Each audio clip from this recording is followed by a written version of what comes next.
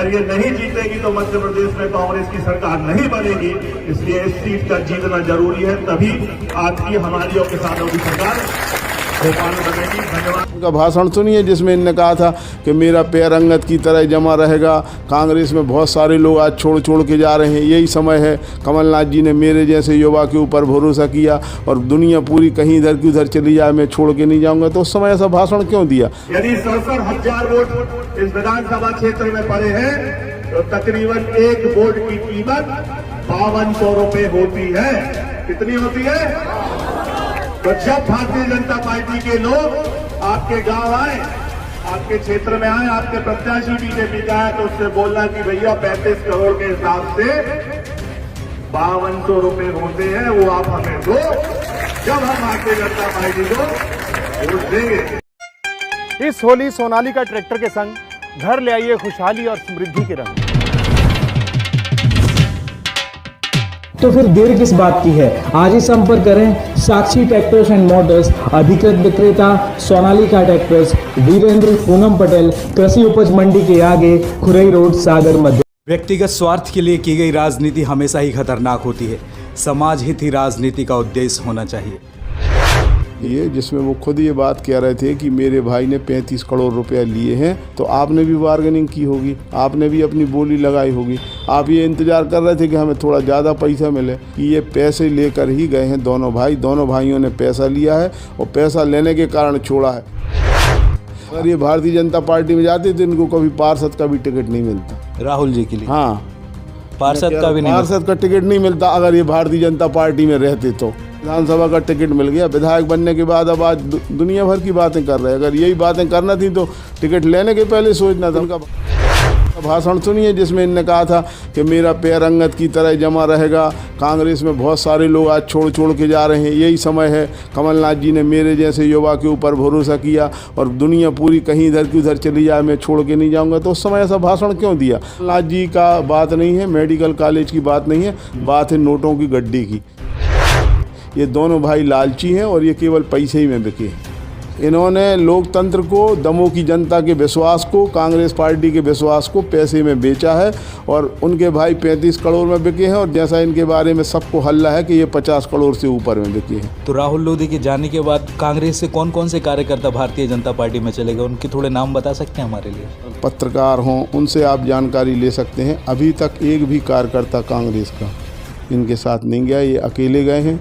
एक भी पार्षद नहीं गया, कोई जिला पंचायत सदस्य नहीं गया, कोई जनपद सदस्य नहीं गया। तो मैं उनसे पूछना चाहता हूं कि फिर वो सिंधिया जी के समर्थक लोग ही क्यों गए?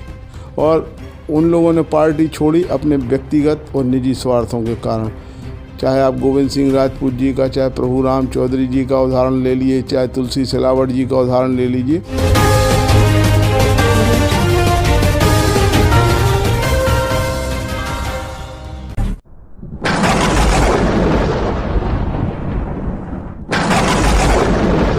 व्यक्तिगत स्वार्थ के लिए की गई राजनीति हमेशा ही खतरनाक होती है। समाज हित ही राजनीति का उद्देश्य होना चाहिए। नमस्कार, मैं हूं आपके साथ में भूपेंद्र सिंह और आप रिपब्लिक सागर मीडिया का एक एक्सक्लूसिव कार्यक्रम देख रहे हैं। जिस तरीके से मध्य प्रदेश से कांग्रेस की सत्ता गई और मध्य प्रदेश की 229 विधानसभा सीटों में से 28 खाली विधानसभा सीटों पर उपचुनाव हुए। अब देखना है कि अब मध्य प्रदेश की 230 विधानसभा सीटों में से सिर्फ एक विधानसभा सीट पर उपचुनाव होना है। वो है मध्य प्रदेश की दमोह विधानसभा सीट, जहां पर अभी राहुल लोधी कांग्रेस की ओर से विधायक थे। अभी हमारे साथ में हैं कांग्रेस के वरिष्ठ नेता मनु मिश्रा जी। सर, मनु मिश्रा जी, आपका बहुत बहुत स्वागत है हमारे इस चैनल पर। जी धन्यवाद। सर, हम बात कर रहे हैं अभी 230 विधानसभा सीटों में से दमोह की विधानसभा सीट पर उपचुनाव होना है। सर, अब थोड़ा सा दमोह विधानसभा क्षेत्र की ओर अगर हम रुख करें तो अभी आपका क्या ओवरव्यू दिखता है दमोह विधानसभा क्षेत्र को लेकर? तो जनता किस तरीके से उनको नकार रही है और कभी लोकतंत्र पर भी अभी सवाल उठ रहे हैं?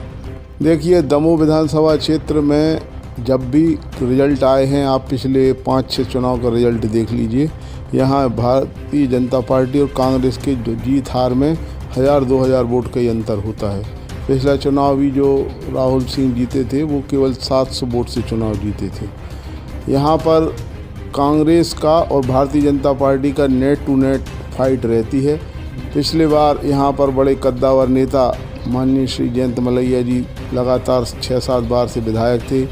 उनके पास बड़े बड़े मंत्रालय भी रहे, वित्त मंत्रालय रहा, जल संसाधन मंत्रालय रहा, नगरीय प्रशासन रहा, परंतु दमोह में लोगों की जो मानसिकता है, लोगों का जो झुकाव है वो कांग्रेस की तरफ भी है।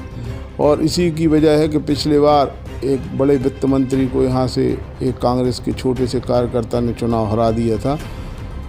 कांग्रेस पार्टी यहाँ एकजुट थी, सबने मिलकर सहयोग किया और ये प्रयास किया कि यहाँ पर कांग्रेस पार्टी को जीतना चाहिए। हमारे प्रदेश के सम्मानीय अध्यक्ष जो अभी हैं कमलनाथ जी, वो प्रदेश के मुख्यमंत्री बने। 15 महीनों उन्होंने जो भी शासन की नीतियों में अच्छे काम जनता के हित के थे वो काम किए, चाहे वो सामाजिक सुरक्षा पेंशन बढ़ाने का काम हो, चाहे कन्यादान की राशि 25,000 28,000 रुपये से बढ़ाकर 51,000 करने का हो, किसानों के खाते में पैसे डालने का काम हो, जो भी समाज के हित के काम थे, आम जनता से जुड़े हुए काम थे, वो करने का प्रयास किया। परंतु जैसे आप जानते हैं भारतीय जनता पार्टी की एक कुटिल राजनीति रही है। आप उदाहरण देख लीजिए कर्नाटक का, आप उदाहरण देख लीजिए मध्य प्रदेश का, और राजस्थान में भी इनने प्रयास किया था परंतु वहाँ सफल नहीं हो पाए। तो इनका ये प्रयास रहता है कि किसी भी प्रकार छल बल से, किसी भी प्रकार सामदंड भेद से ये सरकार गिराने का प्रयास करते हैं। जहाँ तक दमोह का सवाल है तो दमोह की जनता ने पिछली बार भी मन बनाया था कि वो कांग्रेस को जिताएगी और इस बार भी यहाँ से कांग्रेस का प्रत्याशी चुनाव जीतेगा। अभी जो 28 विधानसभा सीटों पर उपचुनाव हुए थे, हमने जब सुर्खी विधानसभा क्षेत्र का कवर किया था तो सुर्खी विधानसभा क्षेत्र में कई पॉलिटिकल लीडर बोल रहे थे जो कांग्रेस से भारतीय जनता पार्टी में आए। कई बार आरोप प्रत्यारोप लगे थे कि कमलनाथ न विधानसभा के विधायकों के नाम बातें सुनते थे, न ही मंत्रिमंडल के मंत्रियों की बातें सुनते थे। इसी वजह से वो कांग्रेस छोड़कर भारतीय जनता पार्टी में आ गए। तो इस बात को आप कहाँ तक सही मानते हैं या गलत मानते हैं? अगर लोग ये कहते हैं कि कमलनाथ जी बात नहीं सुनते थे इसलिए वो गए हैं, तो मैं उनसे पूछना चाहता हूं कि फिर वो सिंधिया जी के समर्थक लोग ही क्यों गए? जो लोग गए थे 27-28 लोग, वो केवल वही लोग गए थे जो सिंधिया जी के कट्टर समर्थक लोग थे, और उन लोगों ने पार्टी छोड़ी अपने व्यक्तिगत और निजी स्वार्थों के कारण। और उनका पार्टी छोड़ने का कारण, जब वो लगातार सत्ता में पहले भी रहे हैं, ऐसा नहीं था कि पहली बार आए हैं। चाहे आप गोविंद सिंह राजपूत जी का, चाहे प्रभुराम चौधरी जी का उदाहरण ले लीजिए, चाहे तुलसी सिलावट जी का उदाहरण ले लीजिए, ये लोग पहले भी 2-2 3-3 बार विधायक रहे हैं। अगर ऐसी बात थी तो इनको तो पहले ही पार्टी छोड़ देना थी, फिर अभी क्यों छोड़ी कि कमलनाथ जी बात नहीं सुनते इसलिए छोड़ रहे। अगर कांग्रेस पार्टी ने आपकी बात नहीं सुनी तो उनको पहले छोड़ देना चाहिए। गोविंद राजपूत जी तो मध्य प्रदेश युवा कांग्रेस के अध्यक्ष भी रहे, 2 बार लगातार पहले भी विधायक रहे। तो अगर छोड़ने की बात थी, अगर ये वाली बात थी तो उनको तो पहले ही पार्टी छोड़ देना था। अब जैसे कि यहाँ पे कांग्रेस आई थी तो कांग्रेस ने मेडिकल कॉलेज का इस्टेब्लिशमेंट करने का वादा किया था राहुल सिंह जी ने। तो अब बता रहे हैं कि वो जो कांग्रेस ने पूरा वादा नहीं किया, तो उसी मुद्दे को लेकर वो भाजपा में गए और वहाँ के मुख्यमंत्री ने यहाँ पर उसके भूमि पूजन भी कर दिया मेडिकल कॉलेज का। देखिए, मुख्यमंत्री जी ने इसके पहले कटनी में, छतरपुर में, सतना में मेडिकल कॉलेज 2018 में देने की घोषणा की थी। आज आप पूरे प्रदेश के सागर संभाग के मीडिया प्रभारी हैं रिपब्लिक चैनल के, आप छतरपुर में चले जाइए, देख लीजिए 2018 में वहाँ मुख्यमंत्री जी ने भूमि पूजन किया था जब भारतीय जनता पार्टी की सरकार थी। तो उस समय फिर उन्हें क्यों नहीं बनाया मेडिकल कॉलेज? आज 2021 चल गया। ये तो एक बहाना है। अभी आप सुर्खी में राहुल सिंह का भाषण सुन लीजिए जिसमें वो खुद ये बात कह रहे थे कि मेरे भाई ने 35 करोड़ रुपया लिए हैं और भारतीय जनता पार्टी में जाने के, और एक एक मतदाता के खाते में 5,200 रुपये आ रहे हैं। तो मैं मतदाताओं से आग्रह करना चाहता हूं, बड़ा मलेरा की सभा में उन्होंने कहा, तो आप जब 5200 रुपया भारतीय जनता पार्टी के नेताओं से ले लो तब आप वोट डालने जाना। तो इसका मतलब है जब खुद आप ये कह रहे हैं कि मेरा भाई 35 करोड़ रुपए में बिका है, तो आपने भी बार्गेनिंग की होगी, आपने भी अपनी बोली लगाई होगी। आप ये इंतज़ार कर रहे थे कि हमें थोड़ा ज़्यादा पैसा मिले, और जैसा सबको मालूम है, पूरे दमोह विधानसभा क्षेत्र के नहीं, पूरे दमोह ज़िले के लोगों को मालूम है कि ये पैसे लेकर ही गए हैं दोनों भाई। दोनों भाइयों ने पैसा लिया है और पैसा लेने के कारण छोड़ा है। अगर सेवा भावना थी तो कांग्रेस में आना ही नहीं था। भारतीय जनता पार्टी की मुख्यमंत्री शिवराज सिंह जी से टिकट ले लेते और चुनाव लड़ जाते। अगर ये भारतीय जनता पार्टी में जाते तो इनको कभी पार्षद का भी टिकट नहीं मिलता। राहुल जी के लिए? हाँ, पार्षद का भी नहीं, पार्षद का टिकट नहीं मिलता अगर ये भारतीय जनता पार्टी में रहते। तो अगर कांग्रेस में आए तो यहाँ विधानसभा का टिकट मिल गया, विधायक बनने के बाद अब आज दुनिया भर की बातें कर रहे हैं। अगर यही बातें करना थी तो टिकट लेने के पहले सोचना था, उसी पार्टी में जाते पहले तय कर लेते कि अगर आप मंच पे से बोल देते। उस समय तो आप इनका भाषण सुनिए जिसमें इनने कहा था कि मेरा पैर अंगद की तरह जमा रहेगा, कांग्रेस में बहुत सारे लोग आज छोड़ के जा रहे हैं, यही समय है। कमलनाथ जी ने मेरे जैसे युवा के ऊपर भरोसा किया और दुनिया पूरी कहीं इधर की उधर चली जाए, मैं छोड़ के नहीं जाऊँगा। तो उस समय ऐसा भाषण क्यों दिया? आज वही भाषण की कैसेट तो लोग देख रहे हैं, दमोह की जनता देख रही है। तो उस समय तो कमलनाथ जी आपको अच्छे लग रहे थे, पर वो कमलनाथ जी का बात नहीं है, मेडिकल कॉलेज की बात नहीं है, बात है नोटों की गड्डी की। ये दोनों भाई लालची हैं और ये केवल पैसे ही में बिके हैं। नोटों की गड्डी पर ही राहुल गांधी जी ने लोकतंत्र को बेचा। इन्होंने लोकतंत्र को, दमोह की जनता के विश्वास को, कांग्रेस पार्टी के विश्वास को पैसे में बेचा है और उनके भाई 35 करोड़ में बिके हैं। और जैसा इनके बारे में सबको हल्ला है कि ये 50 करोड़ से ऊपर में बिके हैं।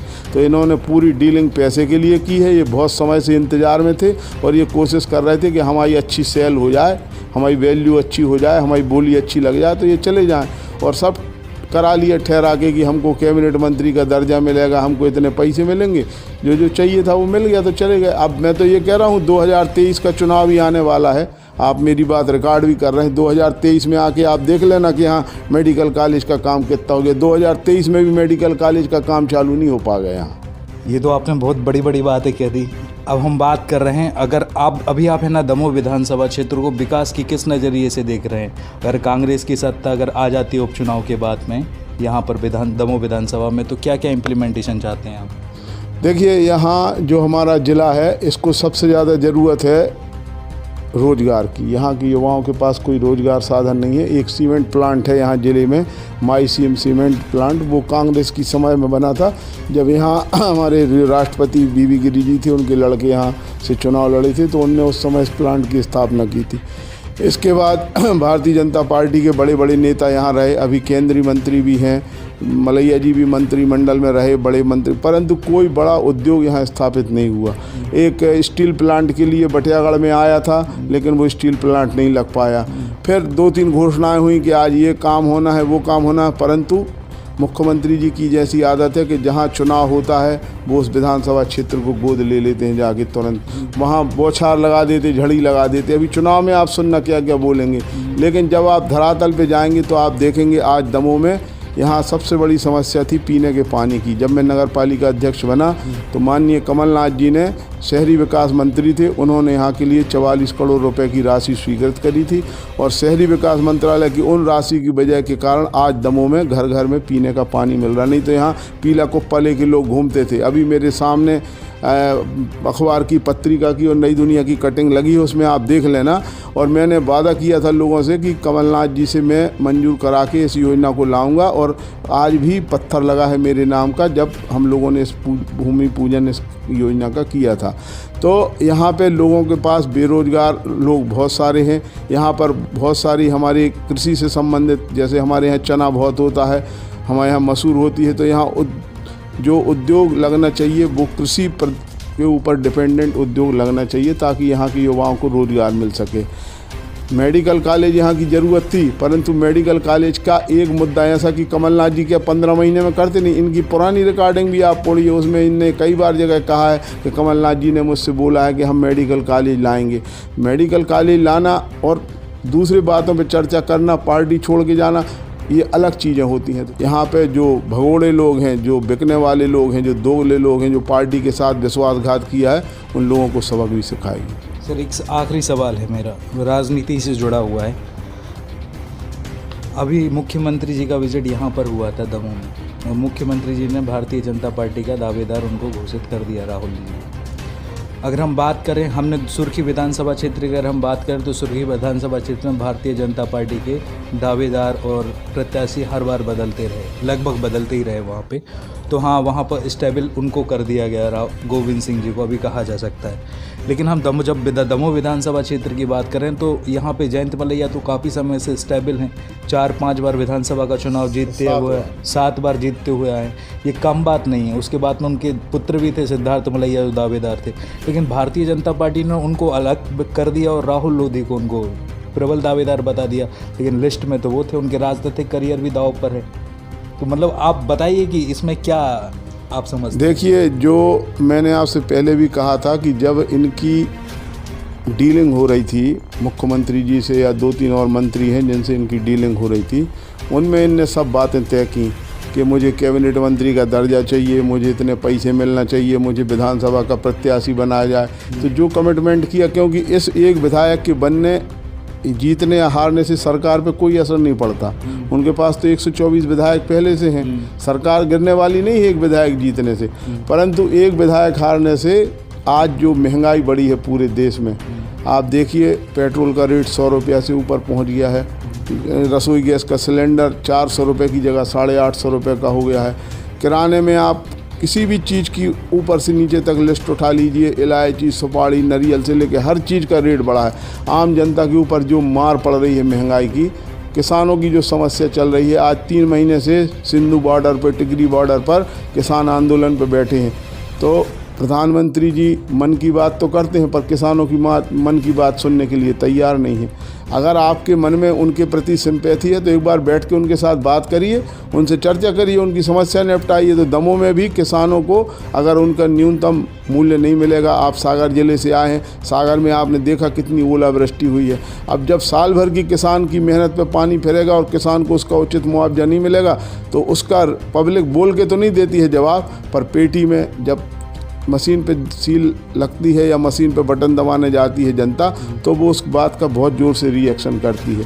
और मुख्यमंत्री जी को, शिवराज सिंह जी को बहुत बड़ा झटका यहाँ लगेगा। ये करंट वो ये सोच रहे हैं कि यहाँ पे सरकार चुनाव लड़ेगी, तो सरकार चुनाव तो लड़ेगी लेकिन वोट दमोह की जनता ही देगी। और जब दमोह की जनता वोट देगी तो बहुत सोच समझ के देगी।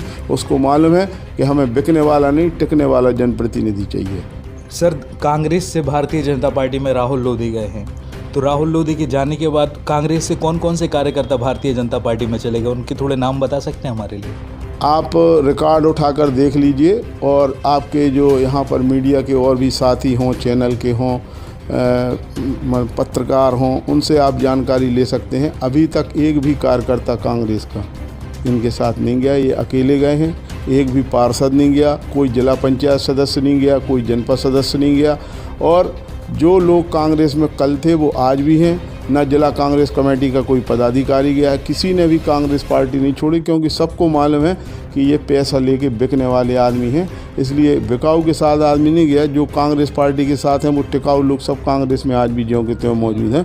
मेरी बात पे लोग कहते हैं कि भाई मैं नेता हूँ, मैं बोल रहा हूँ। मैं तो आपको रिकॉर्ड में बता रहा हूँ कि आप अपने चैनल के माध्यम से अन्य लोगों से या पत्रकार साथियों से जानकारी ले लीजिए कि कोई भी पदाधिकारी कांग्रेस का आज की डेट तक इनके साथ नहीं गया। सर, एक है ना, कांग्रेस के राष्ट्रीय पूर्व अध्यक्ष राहुल गांधी का एक स्टेटमेंट आया था ज्योतिरादित्य सिंधिया को लेकर। उन्होंने एक स्टेटमेंट दिया था कि अब जब तक आप भारतीय जनता पार्टी में रहेंगे तो मुख्यमंत्री तो आप कभी बन नहीं सकते। हाँ, अगर हो सकता है कि अगर आप कांग्रेस में होते तो मुख्यमंत्री बना दिया जाता। देखिए, ये बड़े स्तर की राजनीति है। राहुल जी हमारे राष्ट्रीय नेता हैं। उन्होंने सिंधिया जी के बारे में जो भी कहा होगा, सिंधिया जी भी हमारी पार्टी के एक बड़े नेता थे, वो छोड़ के चले गए। उसका कांग्रेस के लोगों को दुख है कि कांग्रेस पार्टी में एक अच्छा नेता चला गया। परंतु जो बातें आज नेता लोग कह रहे हैं वो राष्ट्रीय स्तर के नेताओं को बैठ के उनके स्तर की बात करने की बात है, वो उसका निर्णय वो लोग करेंगे। परंतु जो छोटा कार्यकर्ता है उसका काम रहता है अपने पोलिंग बूथ पे खड़े होकर पार्टी को जिताने का, पार्टी की नीतियों के प्रचार प्रसार करने का काम। तो उस प्रचार प्रसार के काम करने में कांग्रेस के कार्यकर्ता की हैसियत से हम लोगों से जो भी काम बनेगा, हम लोगों के लिए तो पंजा ही प्रत्याशी होता है। जो प्रत्याशी पंजा रहेगा, अच्छा बुरा समय, मैंने तो 2018 में भी टिकट मांगा था, मेरा टिकट कट गया। परंतु हम लोगों ने ना पार्टी छोड़ी ना पार्टी के साथ, हम लोग पार्टी के साथ उस समय भी मजबूती के साथ खड़े थे।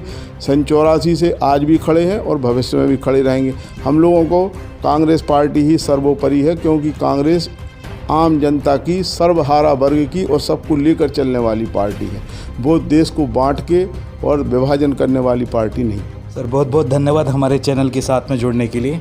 अब मध्य प्रदेश में 230 विधानसभा सीटों में से एक विधानसभा सीट पर उपचुनाव होगा दमोह विधानसभा क्षेत्र में। उन 28 विधानसभा सीट के उपचुनाव के सर्वे में हमने उस टाइम पे भी कहा था कि राजनीति में साम दाम दंड भेद सब अपनाया जाता है और ज़रूरत पड़े तो दुश्मनों को दोस्त और दोस्तों को दुश्मन बनाया जाता है। अब दमोह विधानसभा क्षेत्र के चुनाव की डेट आने के बाद जनता किस सरकार को यहाँ पर चुनती है ये तो वक्त ही बताएगा। इसी के साथ मैं भूपेंद्र सिंह ठाकुर रिपब्लिक सागर मीडिया की ओर से आप सभी से विदा लेता हूँ। जय हिंद, जय भारत। दुनिया के सबसे बड़े और आधुनिक प्लांट में हर बारीक परीक्षण से गुजरकर साइंस, टेक्नोलॉजी एंड डिजाइन के अद्भुत मेल से बना है सोनालिका ट्रैक्टर। एक ऐसा ट्रैक्टर जिसमें है जबरदस्त पावर। सोनालिका ट्रैक्टर्स में है एचटीएम इंजन जो दे ज्यादा माइलेज, ज्यादा पावर और ज्यादा स्पीड। हर किसान की आन बान और शान। तो जीत लीजिए ये दुनिया अपने सच्चे साथी सोनालिका ट्रैक्टर्स के साथ। सबसे कम डीजल, सबसे ज्यादा पावर और सबसे ज्यादा रफ्तार का ही नाम है सोनालिका ट्रैक्टर्स, साथ ही हर जीत का। तो फिर देर किस बात की है, आज ही संपर्क करें साक्षी ट्रैक्टर्स एंड मोटर्स, अधिकृत विक्रेता सोनालिका ट्रैक्टर्स, वीरेंद्र पूनम पटेल, कृषि उपज मंडी के आगे, खुरई रोड, सागर, मध्य प्रदेश।